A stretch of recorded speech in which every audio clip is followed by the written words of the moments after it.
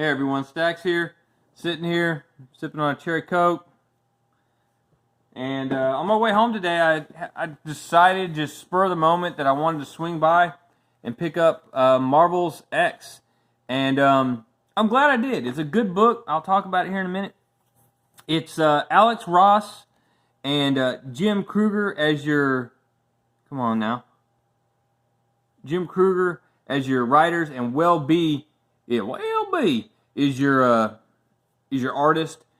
Honestly, and the reason I'm doing a video like this, just up front, is, well, I just got done watching the Titans game, and so I'm fired up because they're heading to the AFC Championship game for anybody that cares about sports.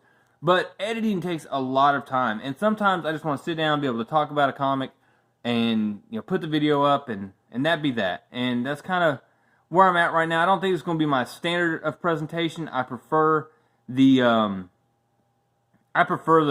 edited, a little bit crisper product, and I completely understand if you feel the same way.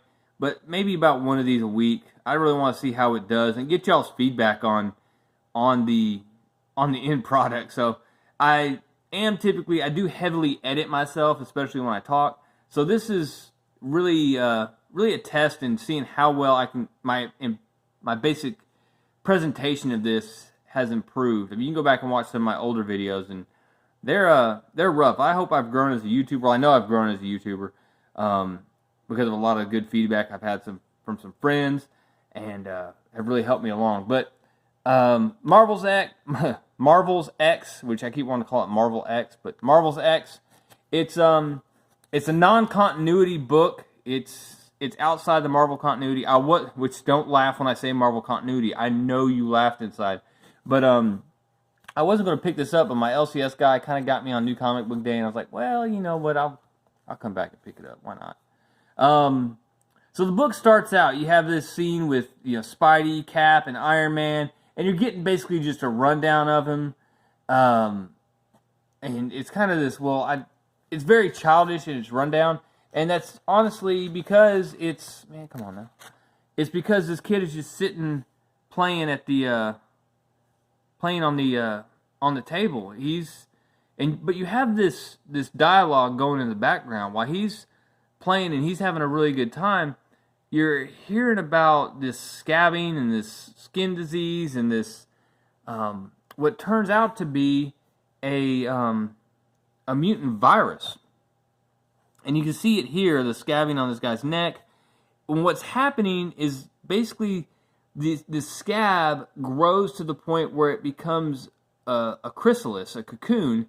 And once individuals emerge from that cocoon, they have extra human powers to speak of. They become, superheroes. The problem is, you find out that, and of course, little dude here is, hey man, we're gonna get superpowers. Like, quiet, David. Quiet, David. We watching TV. And but you find out that you don't get superheroes out of this. You get a bunch of extremely violent individuals that emerge from these cocoons. So it's causing a bunch of issues. And then when you look down at the bottom right quadrant, you got his parents, and they have these scabs on their neck. So and they talk about having to go ahead and start boarding up the windows, and jump forward a few months, and you have David, the kid. He's... Where did I miss a page?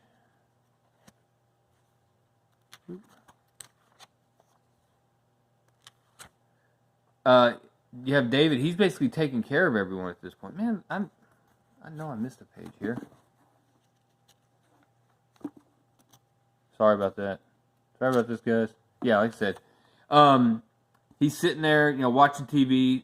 He says even though it's just static, he still leaves it on just because it reminds him of the way things were. Apparently, both his parents are gone, but his sister is still here. But she won't come out of her room because she doesn't want him to see her like this, is what she says. But he leaves the food by the door, which is some Power Puffs. They're crunchy. And she reach out, and you see like her arm looking like glob. So you got that, and then you have he goes in to see his grandmother, and she is like partially cocooned at this point, and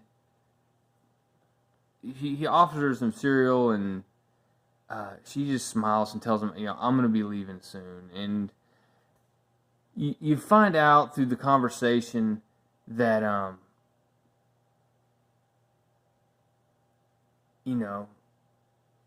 his parents are dead, and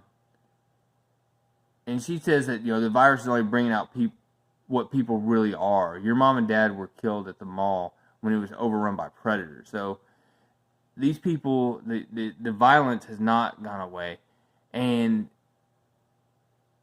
this idea. She talks to him about the idea of superheroes, and he's torn up about it, and he's just a kid. He's just, I have no powers. And she tries to tell him that he has strength. She works to build him up. And then there's this loud. That's the next page. Is it the next page? I don't want to get ahead of myself. Oh man, sorry guys. There it is. There's this loud boom, and he basically says, she says, stay quiet, David. I'm not like you. I can't hide inside myself. And he comes back and says, hiding is not my superpower. And she tries to backpedal and say, that's not what I was saying. I never said that, David. Is that what you thought I said? And he just accepts it and says, well, she doesn't feel good, and I don't want her to feel bad, so I'll just let her think she's one, kind of thing. And he ends up having to go into town to get more food. And one of the things he does is and here's a picture of what's going on in town. There's just, people are burning the earth down around them. It's just basically rioting. People starting fires, blowing things up. This guy here, doing earthquake aftershock stuff in the middle of the park or whatever. Just tearing stuff up, just losing their mind. But he wears a mask in order to make people think that he is mutated, that he has powers, and basically just to deceive people. So he heads out, locks everything up, goes through his checklist, rides his bike into town, crawls into a dumpster. Why is he crawling into a dumpster, you ask? Well, it's actually a secret passage in to see Mrs. Tree. And what Mrs. Tree has been doing is basically providing food. And she explains how there's actually a truck that will make a run through the chaos of town to deliver food, just so that people in the city can continue to eat. She actually says that at one point you were my youngest customer, and now you're my oldest. Just giving you an idea of how desperate things are and how bad things are here in the city. Well, when he gets home,